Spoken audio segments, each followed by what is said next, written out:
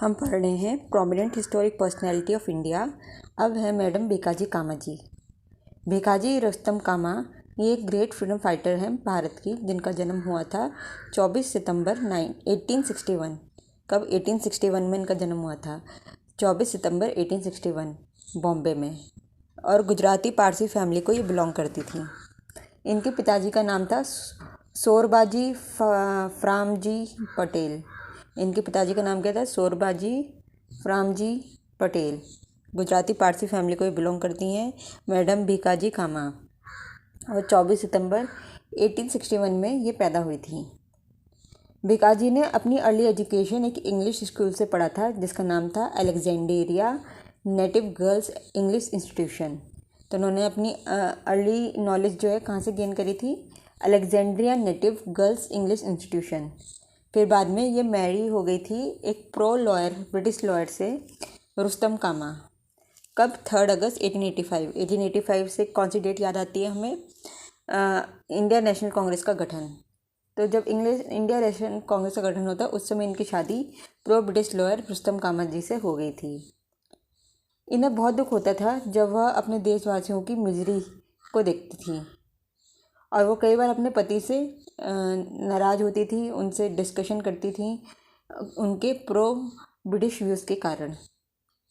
भीकाजी कामा ने अपने देशवासियों को सर्व किया था जब भारत में फेमाइन हुआ था 1896 में, और जब दूसरी बार बुलबोनिक प्लेग हो गया था बॉम्बे में। बुलबोनिक प्लेग एक तरह की बैक्टीरियल बीमारी है जो कि चूहे में जो छोटे छोटे फ्लीज होते हैं उसके द्वारा ह्यूमंस को हो जाते हैं।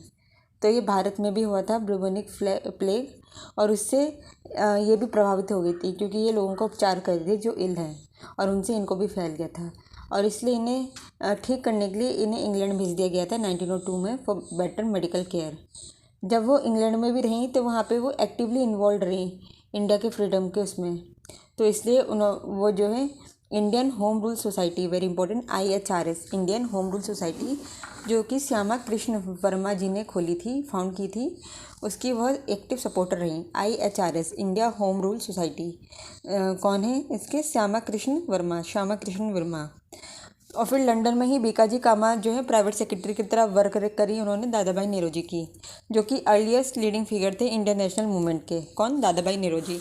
तो जैसे वो इंग्लैंड पहुंची तो भारतीय क्रांतिकारी कह सकते हैं, मॉडरेट्स, उनसे जो है उनसे उनका मिलन हुआ।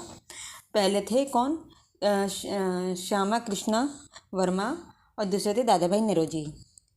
फिर जब भीकाजी कामा लंदन में रहीं तो वहाँ पे वो एग्जाइल कर दी गई अपनी ये पॉलिटिकल एक्टिविटीज़ के कारण, उन्हें भारत नहीं आने दिया गया। पर वो वहाँ रहते हुए भी जो है क्या करती रहीं? ये नेशनलिस्ट एक्टिविटीज़ को करती रहीं। 1905 में उन्होंने अपना बेस शिफ्ट कर दिया पेरिस में, और को फाउंड किया Paris India society, very important, Paris India society. ये इनकी ऑर्गेनाइजेशन है जो इन्होंने खोली पेरिस में 1905 में। 1905 में जहाँ भारत में क्या हो रहा था, पार्टीशन ऑफ बंगाल हो रहा था, वहीं जो है ये वहाँ 1905 में पेरिस में थी, और उन्होंने वहाँ पे एक ऑर्गेनाइजेशन को फाउंड करी जिसका नाम है पेरिस इंडियन सोसाइटी और ये ब्रांच थी IHRS की। IHRS क्या है? Indian home rule society, along with Muncher Shah Muncher साहब बुंजोरजी एंड SR राणा। इन्होंने एंटी ब्रिटिश एक्टिविटीज़ पेरिस में भी करी ऑन मासिव स्केल। ये काफ़ी सारे लोगों के संग जो नेशनलिस्ट लीडर थे इन्होंने कोलैबोरेट किया और लिटरेरी वर्क प्रोड्यूस किया ऑन इंडियन नेशनल मूवमेंट। इन्होंने अपनी वर्क को डिस्ट्रीब्यूट किया और पब्लिश किया स्विट्ज़रलैंड में, नीदरलैंड में, ताकि पूरी दुनिया अवेयर हो ब्रिटिश की क्रूएल्टीज़ भारत के ऊपर क्या क्या है। बाय वंदे मातरम एंड मदन तलवार, ये 2 किताबें हैं, वंदे मातरम एंड मदन तलवार। मदन तलवार का मतलब है sword of Madan, named after the great revolutionary Madan Lal Dhingra. ये कुछ ग्रेट वर्क हैं इंस्पायर्ड बाय भीकाजी। तो क्या है? वंदे मातरम एंड मदन तलवार। हावेवर उनका काम जो है बैन कर दिया गया है बाय ब्रिटिश। अब भीकाजी बहुत बड़ी प्रॉब्लम बन गई थी ब्रिटिशर्स के लिए for her anti British movement. और ब्रिटिश गवर्नमेंट ने फ्रेंच गवर्नमेंट से बोला कि उन्हें जो है भारत वापस भेज दिया जाए। The British ruler in India took many punitive actions to seize her inheritance in India, but she did not succumb to British. After passing long years outside India वह भारत 1935 में वापस आई और फाइनली 13 अगस्त 1936 में वो मुंबई में उनकी डेथ हो गई।